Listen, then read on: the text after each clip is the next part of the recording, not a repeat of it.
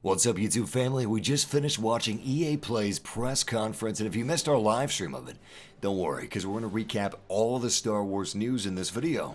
And we don't just have confirmed Battlefront news and screenshots, we also have a screenshot from the brand new single-player visceral entertainment Star Wars game that's being headed by Amy Hennig, who is a decorated video game producer and scriptwriter, famous for her works with Jak and Daxter and Uncharted, and many more, of course. Anyway, let's talk about the confirmed news for Star Wars Battlefront. The 4th expansion pack will be available in December, not 2017 as we thought initially, and that means we're probably going to see the Death Star DLC releasing in September.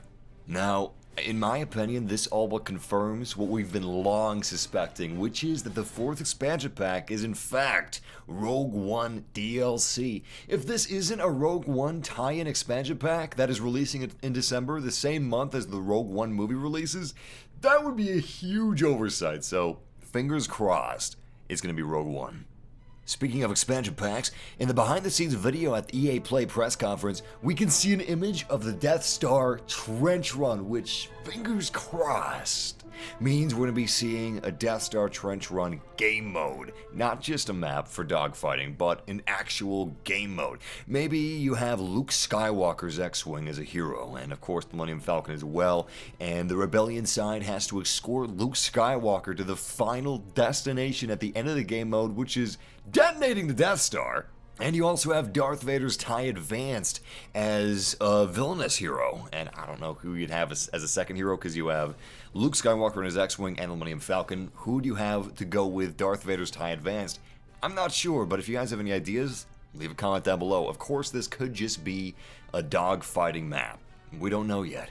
Something else we see is Bossk, who I think is going to be a free hero. A lot of people are suspecting that he's going to be part of the 4th DLC, and the 4th DLC isn't actually Rogue One, or that we may be getting him with the Death Star expansion pack, although I don't think we're going to be getting him with the Death Star expansion pack. They could be testing him in a completely unrelated environment, although a lot of people are suspecting that that is actually Yavin, so it's possible that they could have Yavin with the Death Star expansion pack, or have Yavin as a free map, or have Yavin tied into the 4th expansion pack somehow. Regardless, we are getting Bossk.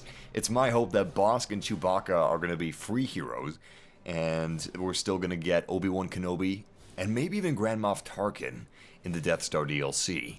But Bossk isn't the only hero we saw today. We also saw our first image of Lando Calrissian along with some cloud cars and the Bespin Guard.